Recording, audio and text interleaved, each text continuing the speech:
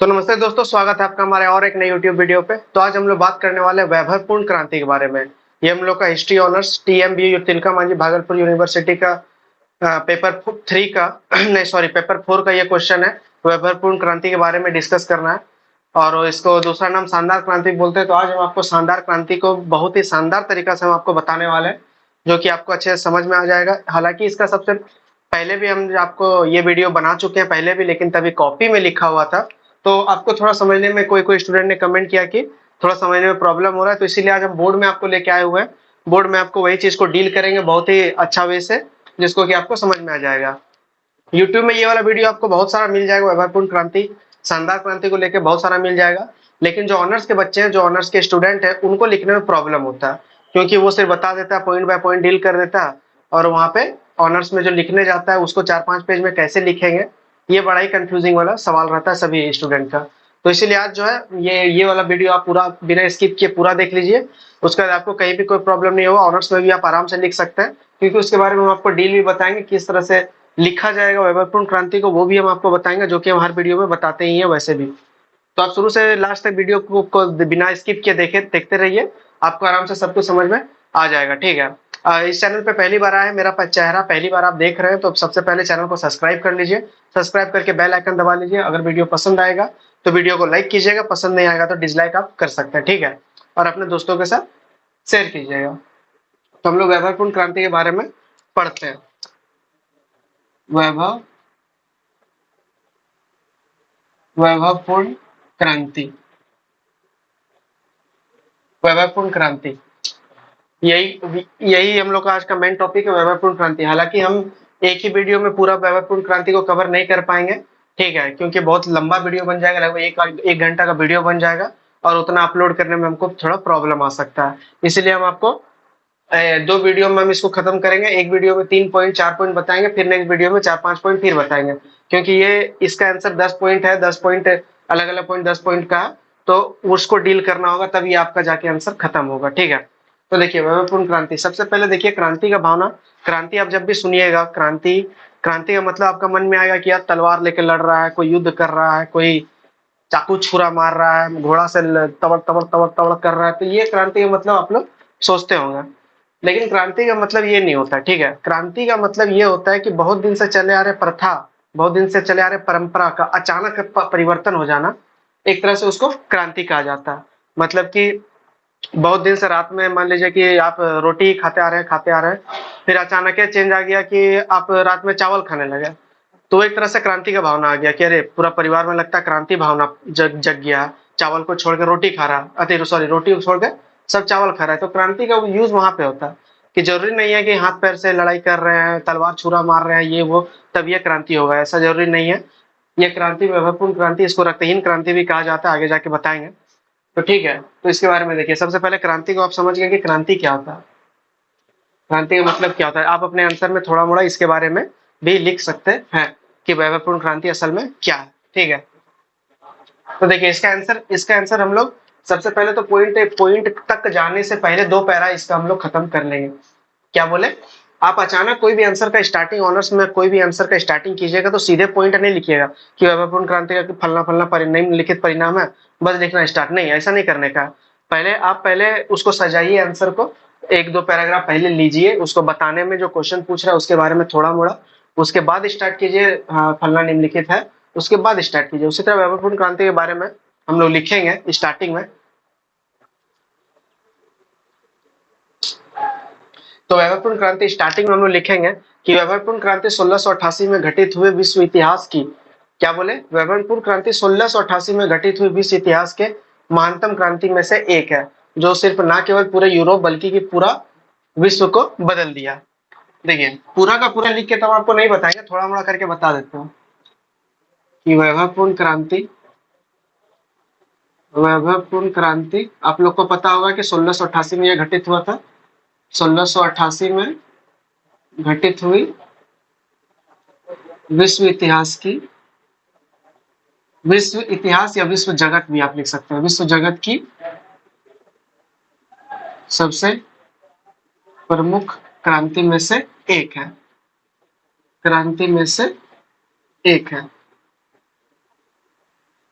ठीक है, ये लाइन लिखिएगा कि वैभवपूर्ण क्रांति 1688 में घटित विश्व इतिहास में सबसे प्रमुख घटना में से एक है। उसके बाद आप लोग लिखिएगा कि ये वैभवपूर्ण क्रांति का क्या उद्देश्य था, क्या क्यों हुआ। तो वैभवपूर्ण क्रांति इसके नीचे जस्ट लिखिएगा कि वैभवपूर्ण क्रांति, ये आपको पता होगा कि संसद और राजा के बीच टकराव का यह नतीजा था। तो आप लिखिएगा कि वैभवपूर्ण क्रांति 1688 में घटित हुई सबसे महान क्रांति में से एक है। ये जो वैभवपूर्ण क्रांति है ये राजा और वहां के संसद के बीच संघर्ष का नतीजा है। हालांकि ये संघर्ष बहुत दिन से चले आ रहे हैं, मतलब कि ये संघर्ष बहुत दिन से चले आ रहे का नतीजा नहीं था, अचानक हुए परिवर्तन का कोई नतीजा नहीं था, बहुत दिन से चले आ रहा था, इसीलिए यह क्रांति होना अति संभावी हो चुका था। ऐसा नहीं है कि रातों रात क्रांति हो गया, नहीं, बहुत दिन से चले आ रहा, कुछ ना कुछ ऐसा घटना घटते गया कि जनता के मन में विद्रोह जमक गया इसके प्रति। जेम्स द्वितीय आगे जाके बताएंगे, जेम्स द्वितीय के प्रति, ठीक है। तो उसी के कारण जो है ये वैभवपूर्ण क्रांति देखने को मिलती है।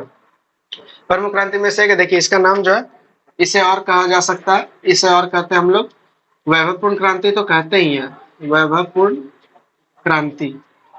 और इसको क्या कहते हैं, और इसको कहते हैं रक्तहीन क्रांति, रक्तहीन क्रांति। और इसको क्या कहते हैं, शानदार क्रांति, शानदार क्रांति। और इसको क्या कहते हैं, और इसको कहते हैं इंग्लैंड, इंग्लैंड की क्रांति। तो इतने इतने नामों से वैभवपूर्ण क्रांति को जाना जाता है। आपका कहीं भी कहीं भी किसी टाइप का ये सबसे क्वेश्चन पूछ दे तो आप समझ लीजिएगा कि वैभवपूर्ण क्रांति से ही पूछ रहा है। वैभवपूर्ण क्रांति, शानदार क्रांति, रक्तहीन क्रांति, इंग्लैंड की क्रांति, ये सब एक ही चीज है। 1688 में जो कि घटित हुआ था, 1688 में कहाँ पे, इंग्लैंड में घटित हुआ था। ठीक है, यहाँ तक बात समझ गए कि क्या है नहीं है, इसका बेसिक स्ट्रक्चर आपको समझ में आ गया। कोई दिक्कत यहाँ तक तो नहीं होना चाहिए, क्योंकि अभी तो कुछ बताया ही नहीं है, हम बताएंगे तब हो सकता है कुछ प्रॉब्लम हो जाए। ठीक है, तो देखिए यहाँ तक हो गया। अब देखिए वैभवपूर्ण क्रांति घटित होना ना सिर्फ एक दिन का घटना था, बल्कि बहुत दिन से चले आ रहे परंपरा, निरंकुशता का अचानक सा परिणाम था। ठीक है, तो वो वाला पैराग्राफ चेंज करने से पहले आप देखिए इसको लिखिएगा कि रक्तहीन क्रांति क्यों कहा जाता है, पहले ये समझिए। इसको रक्तहीन क्रांति क्यों कहा जाता है, कोई तो रीजन रहा होगा, रक्तहीन क्रांति हुआ तो रक्त तो बहा होगा, रक्तहीन क्रांति क्यों कहा जाता है। तो रक्तहीन क्रांति इसको इसलिए कहा जाता है क्योंकि इसमें, क्योंकि इसको हम क्योंकि लिखते हैं, आप इसको ध्यान दीजिएगा, हम कहीं भी कॉपी में भी अगर इस तरह का सिंबल का यूज करते हैं, अगर बोर्ड में भी इस तरह का सिंबल का यूज करते हैं तो इसका मतलब क्योंकि होता है। ये कहीं किताब विताब में नहीं दिया हुआ है, बस हम खुद से बना लिए हैं, क्योंकि जब लिखते हैं तो थोड़ा स्पीड आ जाता है इससे, क्योंकि बहुत सारा वर्ड को हम ट्रिक के माध्यम से लिखते हैं, तो ये हो गया क्योंकि। ठीक है, रक्तहीन क्रांति कहा जाता है क्योंकि इसमें रक्त का एक कतरा नहीं बहा था, रक्त का कतरा नहीं बहा था, नहीं बहा था। अब ये थोड़ा हैरानी कर देने वाली बात है कि रक्तहीन क्रांति नाम मतलब कि इतना बड़ा क्रांति हो गया, इंग्लैंड में पूरा विश्व इससे सबक लिया, सीखा, और इसमें रक्त का एक भी कतरा नहीं बहा, इसीलिए इसको रक्तहीन क्रांति कहा जाता है। यदि आपको ऑब्जेक्टिव में अगर पूछ लिया जाए, ग्रेजुएशन का बात नहीं कर रहे हैं, अगर मान लीजिए कहीं कॉम्पिटिटिव एग्जाम में पूछ लिया जाए कि वह कौन सा क्रांति है जिसमें कि खून का एक भी कतरा नहीं बहा था, लेकिन फिर भी जो परिणाम था उसका सामने देखने को आ गया, तो उसका आंसर होगा वैभवपूर्ण क्रांति, रक्तहीन क्रांति, शानदार क्रांति। उसका आंसर ये होगा। ठीक है, इस रक्त का एक भी कतरा नहीं बहा था। अब देखिए ये क्रांति 1688 ये किसके काल में ये घटित हुआ था, तो ये हुआ था जेम्स द्वितीय के काल में घटित हुआ था, जेम्स द्वितीय के काल में घटित हुआ था। हालांकि हम आपको बताएं कि चले आ रहा था पहले से ही, जेम्स प्रथम, उसके बाद स्टुअर्ट वंश, मतलब कि ट्यूडर काल जब स्टार्ट हुआ था तब ये से कुछ कुछ हो रहा था, लेकिन फाइनली जेम्स द्वितीय के काल में ये वैभवपूर्ण क्रांति घटित हमको जो है मतलब कि देखने को मिलता है वैभवपूर्ण क्रांति। ठीक है, अब देखिए इसका आगे का हम लोग डील करेंगे पॉइंट वाइज। यहाँ तक हम लोग आ चुके हैं, मतलब लगभग 1.5 पैराग्राफ खत्म, मतलब एक पेज लगभग खत्म कर देंगे इसी से लिख के। आप लोग को समझ में आ गया। ये कंपटीशन लेवल के लिए भी हम आपको बता रहे हैं, ऐसा नहीं है कि सिर्फ ऑनर्स लेवल का। ठीक है, ऑनर्स का हम मेन फोकस ऑनर्स को लेकर चल रहे हैं, क्योंकि वो लोग को एग्जाम देने में प्रॉब्लम होता है, मतलब कि पेपर लिखने में दिक्कत होता है, बहुत कम पेज में उन लोग को लिखना पड़ता है, आइडिया नहीं रहता है क्या लिखना है नहीं लिखना है। तो इस तरह आप लिखते समझते रहिए, वीडियो में हम क्या बता रहे हैं उस तरह लिखते रहिए, और वैभवपूर्ण क्रांति आपका पूरा क्लियर हो जाएगा, आपको फिर कहीं देखने का जरूरत या कारण देखते हैं। वैभवपूर्ण क्रांति का कारण।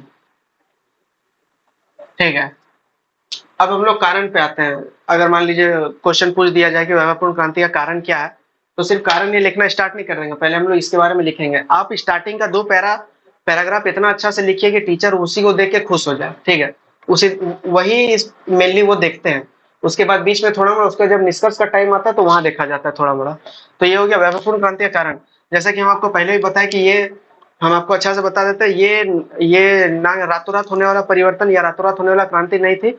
बहुत दिन से लंबे चले आ रहे जेम्स द्वितीय के निरंकुशता या फिर उससे पहले के राजा के चले आ रहे निरंकुशता, उसका दैवीय सिद्धांत, यही सब के कारण जो है ये घटना हमको एक दिन देखने को मिलता है। इतना तक लिख देंगे, उसके बाद लिखिएगा कि और भी निम्नलिखित कारण है। निम्नलिखित कारण लिखने के बाद देखिए और कौन कौन सा पॉइंट है। हम आपको आज 4 पॉइंट बताएंगे, 4 पॉइंट बताएंगे, फिर नेक्स्ट वीडियो में हम आपको और बाकी 6 पॉइंट बताएंगे, उसके बाद वैभवपूर्ण क्रांति खत्म हो जाएगा। आप बस बिना स्किप किए हुए देखते रहिए पूरा का पूरा। वैभवपूर्ण क्रांति यूं तो यूट्यूब में बहुत सारा दिया हुआ है, लेकिन वहां पे आपको ऑनर्स लेवल का जो है ना आपको दिक्कत होगा। वहां पर बस आप ये समझ सकते हैं कि वैभवपूर्ण क्रांति मतलब कि क्या है, नहीं यहाँ ठीक है बस काम चलाओगे। लेकिन हम जो बता रहे हैं वो मतलब पॉइंट बाय पॉइंट डील करेंगे आपको, उसके बाद समझ में आएगा। देखिए निम्न कारण है, हम आपको जैसे कि बताए निम्न कारण है। सबसे पहला कारण क्या है, यहीं यहीं पे लिख देते हैं। सबसे पहला कारण है राजा राजा और संसद के बीच संघर्ष। राजा और संसद के बीच संघर्ष। इसका क्या मतलब हुआ, इसका क्या मतलब हुआ राजा और संसद के बीच का संघर्ष। देखिए राजा क्या मानता था, राजा मानता था हम जो है दैवीय अधिकार है, दैवीय सत्ता है हमारे हाथ में, मतलब हम ईश्वर की कृपा से जो है सत्ता प्राप्त किए हुए सत्ता चला रहे हैं। तो राजा का ये मानना था, लेकिन संसद का मानना था कि नहीं, तुम जो है साधारण मनुष्य की तरह हो, तुम जो यहाँ पे जितना भी प्रजा है उन लोग को तुम खुश रखोगे, सुखाल रखोगे। तुम कोई भी ईश्वर का वरदान नहीं हो, ईश्वर से नहीं आए हुए हो। तुम हम ही लोग के तरह आम जनता हो, बस ये है कि तुमको वोट ज्यादा मिल गया इसीलिए तुम राजा हो। और वंशानुगत एक समय में चला आ रहा था। तो राजा का ये मानना था, संसद का ये मानना था। राजा बोलता था कि नहीं, पूरा इंग्लैंड में जो है मेरा सर्वोपरि चलेगा, मेरा सत्ता चलेगा। और संसद बोलता था कि नहीं, उसका नहीं चलेगा, सरकार चलेगा। यहाँ पे सरकार का मतलब कि सर्वसम्मति सर्वे सर्वा कौन होगा। ये मेनली ये दोनों के बीच ये संघर्ष था कि राजा बोलता था कि हम सर्वे सर्वा है, राजा और संसद के बीच, संसद के बीच उसको नहीं बोलता सर्वे सर्वा का मतलब हो गया कि मतलब कि हम ही श्रेष्ठ है। संसद के बीच सर्वश्रेष्ठ, सर्वश्रेष्ठ साबित, सर्वश्रेष्ठ साबित करने के लिए एक संघर्ष हुआ कि दोनों में से कौन अच्छा है। इसके लिए चलो एक युद्ध करते हैं, संघर्ष करते हैं। युद्ध तो वो नहीं था, संघर्ष ही था। तो दोनों का भी संघर्ष स्टार्ट हुआ और राजा का कहना था कि हम दैवीय अधिकार है और संसद का बोलना था नहीं। अंततः अंततः जो है राजा को हारना पड़ा, वो तो हम देखेंगे बाद में। अंततः राजा को हारना पड़ा, लेकिन अभी कारण हम लोग देख रहे हैं कि क्यों कारण हुआ राजा और संसद के बीच संघर्ष। ये पहला कारण था, का पहला कारण था। देखिए इससे पहले कौन था, इससे पहले हेनरी सप्तम जो था, जो कि ट्यूडर काल का था। हेनरी सप्तम, इसने क्या किया था, सामंतों का अधिकार जो है न छीन लिया था। मतलब कि जो जो राज्य चलाने के हकदार हैं, जो राज्य चला सकते हैं, जिसमें कैपेबिलिटी है, वो हेनरी सप्तम क्या किया था, उससे अधिकार छीन लिया था। सब अधिकार अपने अपने कंट्रोल में ले लिया था। तो तभी से जनता का मूड खिले था कि अरे जो जो मतलब कि हम लोग का मदद करता है, जो चला सकता है, उसी का अधिकार तुम कैसे छीन सकते हो। तो हेनरी सप्तम से ही उसका मूड खराब था। उसका 1604 में क्या हुआ, देखिए 1604 में क्या हुआ, 1604 में स्टुअर्ट वंश का स्थापना हो गया। स्टुअर्ट वंश, 1604 में स्टुअर्ट वंश का स्थापना हो गया। तो तभी से निरंकुशता की जो हद था वो ज्यादा बढ़ते चला गया। मतलब कि प्रजा पे कभी ज्यादा टैक्स लगा देना, कभी प्रजा को मतलब कि वो कर देना, क्या मतलब कि दबा देना, समझ लीजिए दबा देना, प्रजा को हित में नहीं सोचना। तो स्टुअर्ट काल में वही हो रहा था, स्टुअर्ट वंश में वही हो रहा था। तो इसी का एक राजा बनता है जेम्स द्वितीय, जो कि ऊपर में इसी के काल में हुआ था। इसी का एक राजा जेम्स द्वितीय बनता है, जो कि बहुत ही निरंकुशवादी था, बाकी सब राजाओं से ज्यादा निरंकुशवादी था। तो ये हुआ पहला पॉइंट, आप समझ गए, राजा और संसद के बीच संघर्ष। क्योंकि राजा बहुत कुछ चाहता था कि सब कंट्रोल मेरे हाथ में हो, सब कुछ मेरा हाथ में हो, प्रजा मेरे हाथ में हो, सब कुछ मेरा हाथ में हो। तो दोनों के बीच संघर्ष कायम हो गया। ये वाला 1603 होगा, ठीक है। 1603 में स्टुअर्ट वंश की स्थापना हो गई। तो अब क्या था कि राजा मतलब राजा चाहता था कि सभी प्रजा पे जो है दैव्य अधिकार का थोपना चाहता था, लेकिन प्रजा लोग उसका विरोध किया। प्रजा लोग विरोध किया कि नहीं, हम ये ऐसा नहीं चाहते हैं। तो उसी के बीच विरोध होते होते इतना जेम्स द्वितीय के शासन काल में हो गया कि राजा को वहां से हटाना पड़ा, उसको निष्कासित करना पड़ा। तो ये इसका पहला कारण हो गया। इसीलिए इसीलिए जनता द्वारा वैभवपूर्ण क्रांति किया गया। वैभवपूर्ण क्रांति किया गया।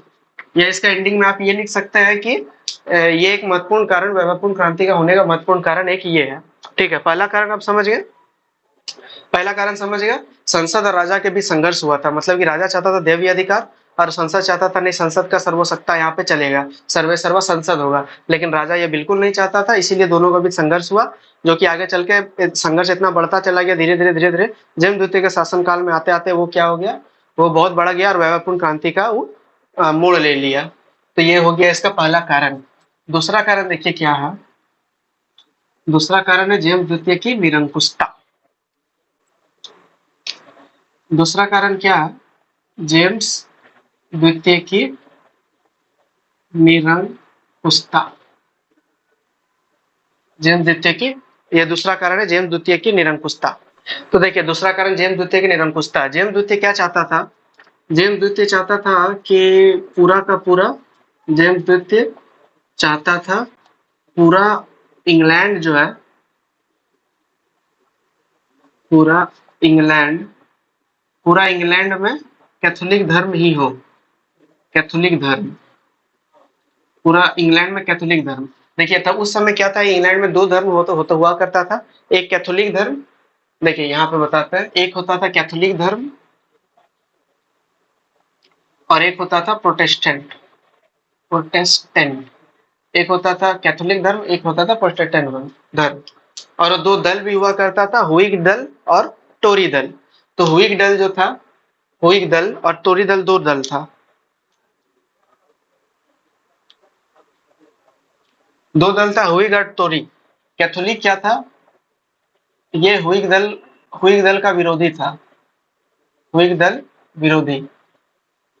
ठीक है, मतलब कि कैथोलिक धर्म, हुइग दल पसंद नहीं करता था कैथोलिक धर्म को। ठीक है, तो उसके बारे में बाद में चलेंगे।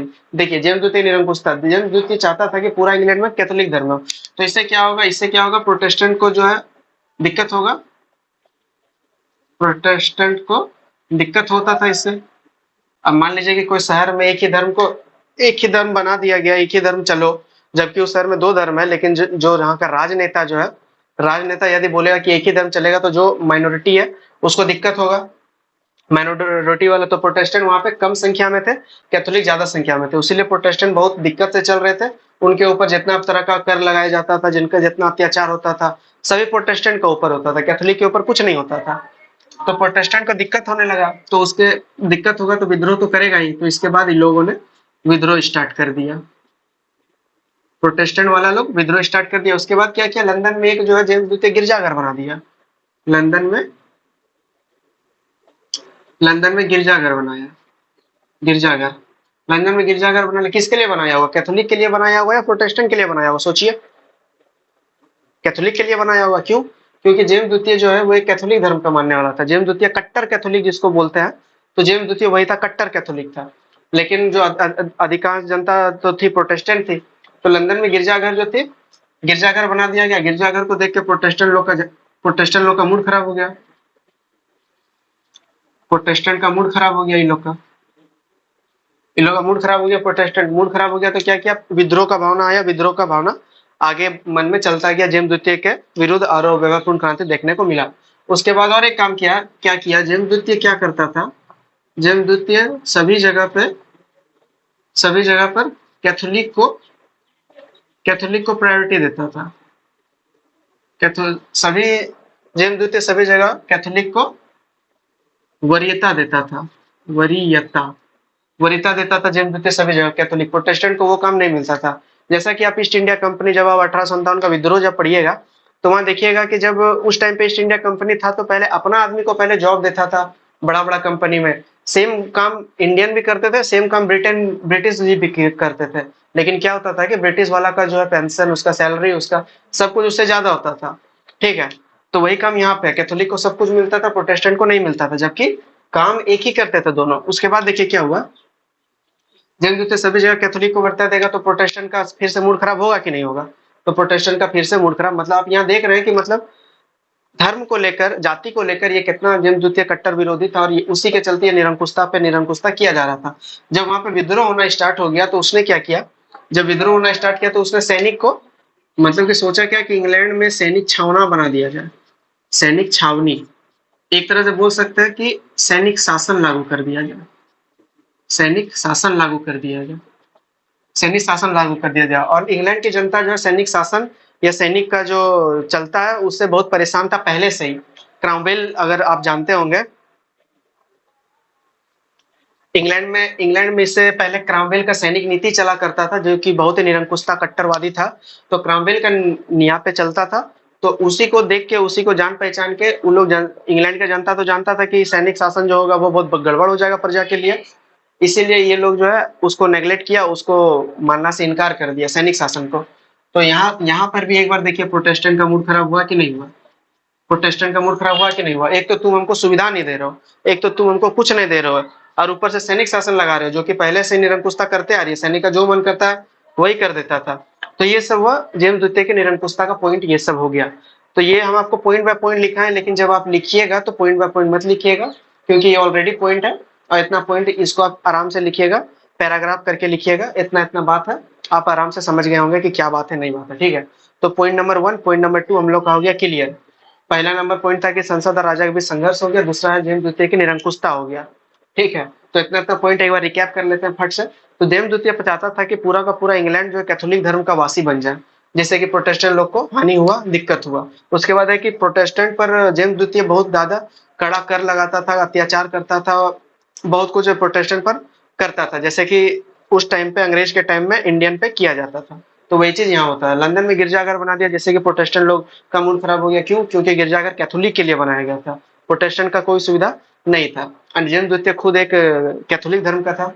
तब आप जब इस पैरा को स्टार्ट कीजिएगा तो आप वहीं से स्टार्ट करना का ट्राई कीजिएगा कि जेम्स द्वितीय एक कैथोलिक था, इसलिए उसने अपने कैथोलिक धर्म को प्रचार करने के लिए, बढ़ाने के लिए उसने बहुत तरह से विचार किया, सोचा, और कैथोलिक को अलग अलग चीज में वरीयता देने लगा, प्रोटेस्टेंट को दबाने लगा, ये वो अपने मन से। आप वो जो है मतलब अपने, आप यहाँ समझ गए, अपने आप से लिख सकते हैं, वो कोई दिक्कत वाली बात नहीं है। तो ये हो गया पॉइंट नंबर 2। आप चलते हैं पॉइंट नंबर 3 के ऊपर, जो कि बहुत इंपॉर्टेंट पॉइंट है, जो कि एक खूनी न्यायालय, ठीक है। खूनी न्यायालय, ये इंग्लैंड का हिस्ट्री क्या है ना कि इंग्लैंड का हिस्ट्री आपको बुक में देखने को नहीं मिलेगा। इंग्लैंड का हिस्ट्री बहुत ही मुश्किल है खोजना, बहुत ही मुश्किल है। वैभवपूर्ण क्रांति आपको अधिकतर जगह मिल जाएगा, लेकिन इसके बाद हम लोग जो पढ़ेंगे विलियम थर्ड, जेम्स द्वितीय, ग्रेट स्टोन, पीट द एल्डर, वो सब अगर हम लोग पढ़ेंगे तो आपको वो सब बुक में नहीं मिलेगा। इसीलिए आप पूरा का पूरा वीडियो में बने रहिएगा, आपको पूरा का पूरा समझ में आ जाएगा। और जिसने भी नए हैं, जो चेहरा पहली बार देख रहे हैं, वीडियो पहली बार देख रहे हैं, सब्सक्राइब जरूर चैनल को कीजिएगा और बेल आइकन दबा के रख लीजिएगा, क्योंकि जो है ना इसी तरह का वीडियो हम आपके लिए लाते रहते हैं, बहुत ही एक्सप्लेन करके, डिटेल करके हम आपको बताते हैं। आपको वीडियो देखने के अलावा और कुछ जरूरत नहीं है।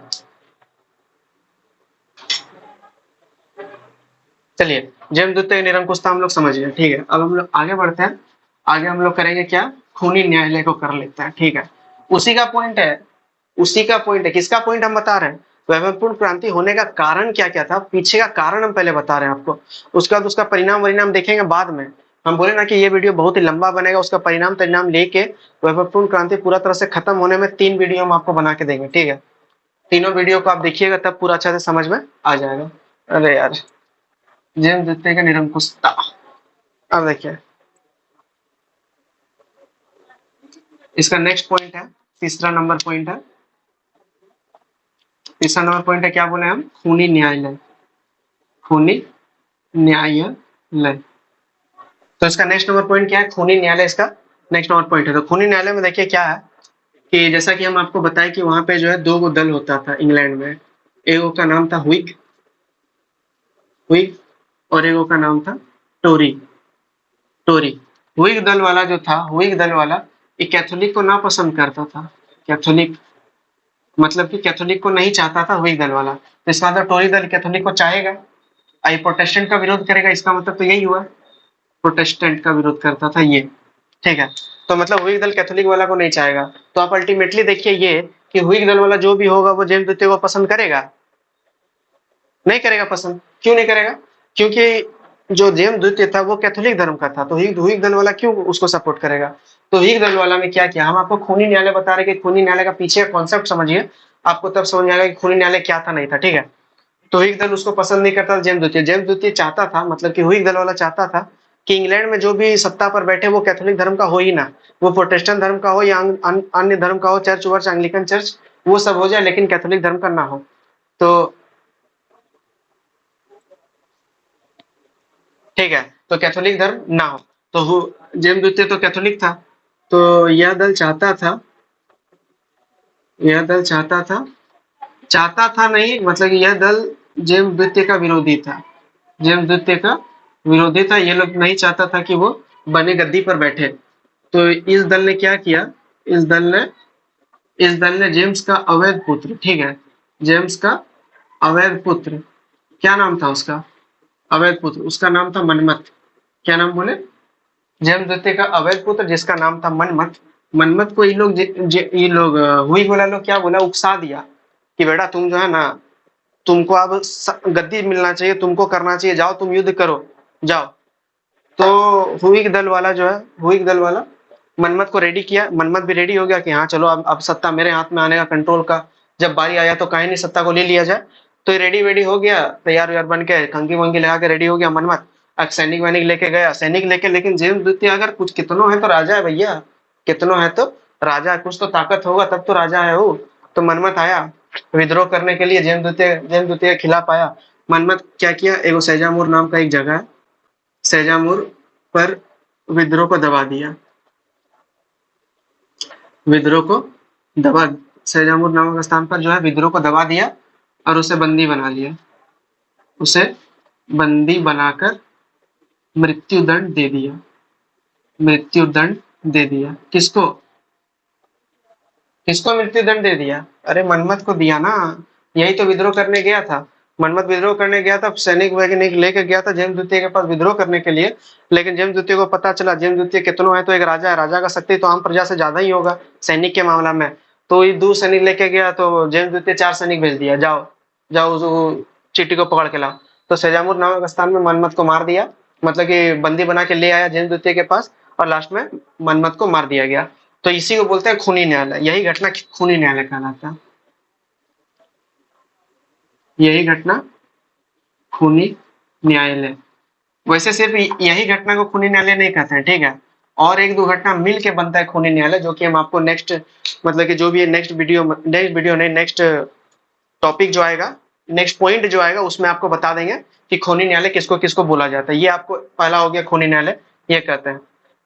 तो देखिए, तो ये भावना था, तो ये भी एक पीछे का कारण था वैभवपूर्ण क्रांति होने का, ये भी एक कारण था कि व्हिग दल वाला लोग नहीं चाहता था कि जेम्स द्वितीय कैथोलिक बने, तो क्यों ना एक विद्रोह कर दिया जाए। तो उसके लिए एक विद्रोह हुआ भी, वैभवपूर्ण क्रांति हुआ भी, जिसका परिणाम हम आपको बताते चलेंगे धीरे धीरे, इतना जल्दी भी क्या। तो खूनी न्यायालय तीसरा पॉइंट भी आप उम्मीद करते हैं कि तीसरा पॉइंट भी बहुत अच्छा तरीका से क्लियर समझ में आ गया होगा। इसी को अगर आप लिखिएगा तो अभी तक आपका जो है ना 3 पेज से ज्यादा अभी तक लिखा चुका होगा, अगर अच्छे से लिखिएगा तो। इसी तरह करते करते हम आपको 10 पॉइंट बताने वाले हैं, जो कि बहुत इंपॉर्टेंट पॉइंट है, वैभवपूर्ण क्रांति को लेकर बहुत इंपॉर्टेंट पॉइंट है। 3 पॉइंट क्लियर हो गया, अब चौथा नंबर देखिए, चौथा नंबर क्या है, टेस्ट टेस्ट अधिनियम, टेस्ट अधिनियम का अवहेलना, टेस्ट अधिनियम का अवहेलना। तो ये किस तरह कारण बन गया वैभवपूर्ण क्रांति होने का, तो उसका बारे में हम लोग जानते हैं। टेस्ट अधिनियम देखिए, जैसे कि चार्ल्स द्वितीय, जो कि पहले जो बताएं ट्यूडर काल का जो शासक था चार्ल्स द्वितीय, चार्ल्स द्वितीय के शासनकाल में क्या हुआ था ना, चार्ल्स द्वितीय चार्ल्स द्वितीय के शासनकाल में संसद जो है एक प्रस्ताव पारित किया था कि अब जो है एग्निकल चर्च के ही व्यक्ति जो है केवल उच्च पद प्राप्त कर सकेंगे, ठीक है। टेस्ट अधिनियम में यह कहा गया था कि अब जो है, मतलब कि कैथोलिक धर्म को नहीं मिलेगा उच्च पद, अब मिलेगा एंग्लिकन चर्च। उस टाइम पे एंग्लिकन चर्च इंग्लैंड में बहुत ही तगड़ा एकदम, उस टाइम में इंग्लैंड में जो है एंग्लिकन चर्च एकदम तगड़ा, एकदम बूम पे था। तो टेस्ट अधिनियम को पारित किया गया एंग्लिकन चर्च के लिए कि अब जो है सभी जगह पे जो इंपॉर्टेंट पद होगा वो जो एंग्लिकन चर्च को दिया जाएगा। तो इससे जेम्स द्वितीय का मूड खराब हो गया कि ये कैसे हो सकता है, हम कैथोलिक को ऊपर उठाना चाहते हैं, तुम बोलते हो एंग्लिकन चर्च को ऊपर उठाएंगे। तो ऐसे में दोनों में थोड़ा सा झड़प हो गया। तो चार्ल्स द्वितीय के शासन का, अच्छा याद है लिखा है, चार्ल्स द्वितीय के शासन में यह पारित हुआ, चार्ल्स द्वितीय के शासन में पारित हुआ, ठीक है। उसके बाद अपने से लिख दीजिएगा, जो हम बोले वो सब। मेरा उद्देश्य आपको बस समझाना है, लिखना आपको खुद से समझाना है, लेकिन इस तरह से समझा देना है कि आप लाइन बाय लाइन पूरा का पूरा लिख सकते हैं। जो भी वीडियो बिना स्किप किए शुरू से लास्ट तक देखिएगा, उसको पक्का समझ में आ जाएगा कि लिखना कैसे है, क्या लिखना है, कितना लिखना है आपको, क्योंकि बहुत सारा नॉलेज मिल जाएगा आपके पास लिखने के लिए, तब कोई मटेरियल का कमी नहीं रहेगा। ठीक है, चार्ल्स द्वितीय के शासन काल में यह पारित हुआ। जेम्स द्वितीय ने इस पर, किस पर, टेस्ट अधिनियम पर, इस पर जो है अपना विशेषाधिकार का प्रयोग किया। विशेषाधिकार विशेषाधिकार का प्रयोग किया। क्या विशेषाधिकार का प्रयोग किया? अब राजा है तो राजा के पास तो विशेष अधिकार कुछ ना कुछ होगा ना, कि मतलब कि कोई नियम बना है तो राजा के पास उसको टालने का तो अधिकार होगा ना। तब काहे का राजा है, जब कुछ नियम है, नहीं कुछ कुछ बदल सकता है, नहीं कुछ कर सकता है, जो मंत्री बोलेगा वही करना होगा, तब काहे का राजा है वो। तो जेम्स द्वितीय ने बोला कि नहीं, इस पर जो है हम अपना विशेषाधिकार प्राप्त, मतलब कि विशेषाधिकार का वो करेंगे, इसके ऊपर हम करेंगे विशेषाधिकार प्रयोग करेंगे। तो इसने क्या किया, टेस्ट नियम को रद्द कर दिया। बोला कि नहीं, अब से जो एंग्लिकन चर्च नहीं होगा, अब से जो भी होगा कैथोलिक चर्च, कैथोलिक धर्म का व्यक्ति आएगा, और जो बड़ा बड़ा पद है, आईएएस आईपीएस सेक्रेटरी चीफ, तो फलना चिलना जो है, उस सब जो है कैथोलिक धर्म का व्यक्ति ही जा पाएगा, एंग्लिकन चर्च नहीं जा पाएगा। तो यही जेम्स द्वितीय का बोलना था। तो इससे क्या हुआ, इससे जो है एंग्लिकन चर्च वाले जो व्यक्ति हैं, जो प्रोटेस्टेंट धर्म वाले व्यक्ति हैं, दोनों के बीच भिड़ंत हो गया, दोनों का बीच, अवसस कैथोलिक का बीच, मतलब तीनों धर्म कैथोलिक के ऊपर, दोनों धर्म कैथोलिक के ऊपर टूट गया कि नहीं ये गलत है, ये नहीं है, जेम्स द्वितीय के ऊपर भड़क गया, टूट गया। तो उसी के कारण उसके कारण भी जो है वैभवपूर्ण क्रांति हमको देखने को मिलता है, कि मतलब कि जेम्स द्वितीय जो है विभिन्न विभिन्न स्थानों पर सर्वोच्च पद पर केवल कैथोलिक धर्म का नियुक्ति कर रहा था। प्रोटेस्टेंट धर्म, एंग्लिकन चर्च को ऐसे ऐसे रौंद डाला जैसे कि इस धर्म का कोई अस्तित्व ही ना हो। ठीक है, इस टाइप का आपको कुछ कुछ करना है। देखिए, आज के लिए तो बस इतना ही। अभी 4 पॉइंट हम आपको बताए थे कि 4 पॉइंट आज बताएंगे, 6 पॉइंट नेक्स्ट वीडियो में बताएंगे। तो उसके बाद ये वैभवपूर्ण क्रांति हो जाएगा खत्म, सिर्फ कारण खत्म होगा। ठीक है, इसका परिणाम जानने के लिए हम लोग उससे भी नेक्स्ट वीडियो बनाएंगे, क्योंकि ये थोड़ा लंबा है और हम आपको लंबा तरीका से बता भी रहे हैं, एक्सप्लेन आपको लंबा कर रहे हैं, क्योंकि तब आपको ज्यादा बेटर समझ में आएगा। उसके बाद आपको दूसरा जगह वीडियो देखने का जरूरत नहीं पड़ेगा। ठीक है, तो बस आज के लिए बस इतना ही। उम्मीद करते हैं ये पूरा का पूरा आपको समझ में आ गया होगा। चलिए एक बार रिकैप मार लेते हैं, फटाफट एक बार रिकैप मार लेते हैं। तो वैभवपूर्ण क्रांति क्या है, परिणाम क्या है, ये सब के बारे में अगर मान लीजिए क्वेश्चन पूछेगा तो आप लिखिएगा, या फिर आप मतलब कि उसके बारे में कैसे हो सकता है। तो वैभवपूर्ण क्रांति 1688 में घटित हुए विश्व इतिहास के या विश्व भूखंड की सबसे बड़ी क्रांति में से एक है। इसमें ना एक भी बूंद जो है रक्त का कतरा नहीं बहा था, लेकिन फिर भी यह क्रांति पूर्ण हो गया, संपूर्ण हो गया, फिर भी यह संपूर्ण हो गया बिना किसी रक्त का कतरा बहाए। इसको वैभवपूर्ण क्रांति, शानदार क्रांति, रक्तहीन क्रांति, इंग्लैंड की क्रांति भी कहा जाता है। ठीक है, उसके बाद आप लोग लिखिएगा कि वैभवपूर्ण क्रांति कोई आकस्मिक होने वाला कोई घटना नहीं था, यह बहुत दिन से लंबे चले आ रहे संघर्ष का नतीजा था, जो कि अचानक हमको देखने को एक दिन मिलता है। सबसे पहला पॉइंट था निम्न, उसके बाद लिखिए निम्न कारण है। सबसे पहला पॉइंट आ गया कि राजा और संसद के बीच संघर्ष। तो दोनों का बीच संघर्ष क्या हो गया, राजा बोलता था हम दैवीय अधिकार से प्रेरित थे, हमको देवता भेजा, हमको ये भेजा वो भेजा। तो संसद बोलता था कि नहीं, तुमको देवता नहीं भेजा, तुम जो है जनता के ही जैसे हो, जनता के ही जैसे हो, केवल तुम हम लोग के ऊपर सर्वोच्च हो, क्योंकि तुमको सब कुछ देखना है, लेकिन तुम देवता का अवतार, देवता का, जैसे कि बलबन बोलता था कि मैं जो हूँ शैडो ऑफ गॉड हूँ, मतलब जिल्ले इलाही हूँ, तो वो सब तुम नहीं हो। ठीक है, बलबन तो खैर बहुत बाद में आया, ये सब बलबन, मतलब कि बलबन जिस तरह बोलता था उसी तरह ये भी बोलता था अपने आप को। ठीक है, तो वो सब हो गया। तो वो दोनों का भी संघर्ष हुआ कि कौन हम दोनों में सर्वे सर्वा है, चलो देखते हैं। तो उसी का भी संघर्ष का नतीजा वैभवपूर्ण क्रांति देखने को मिलता है। ठीक है, दूसरा नंबर पॉइंट हम लोग क्या देखे, दूसरा नंबर पॉइंट हम लोग देखे टेस्ट नहीं, दूसरा नंबर पॉइंट हम लोग देखे जेम्स द्वितीय के निरंकुशता। क्या देखे जेम्स द्वितीय के निरंकुशता में, जेम्स द्वितीय जो भी कर रहा है कैथोलिक के लिए कर रहा है, प्रोटेस्टेंट के लिए कुछ नहीं कर रहा है, चर्च बना रहा है कैथोलिक के लिए, तो कैथोलिक को अच्छा अच्छा सामान दे रहा है, सामान नहीं मतलब कि उसके साथ अच्छा व्यवहार कर रहा है, प्रोटेस्टेंट के साथ खराब व्यवहार कर रहा है।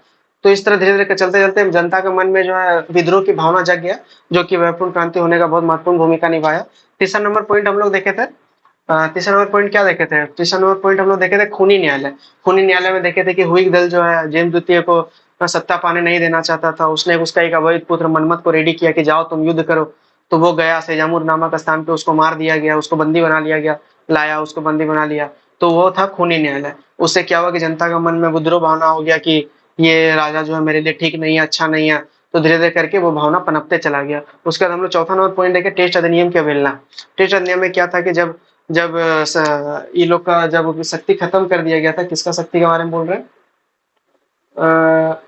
चार्ल्स द्वितीय के शासन में यह पारित हुआ। टेस्ट अधिनियम चार्ल्स द्वितीय के शासनकाल में पारित हुआ। जेम्स द्वितीय ने इस पर अपना विशेषाधिकार का प्रयोग किया। अच्छा हाँ, टेस्ट अधिनियम।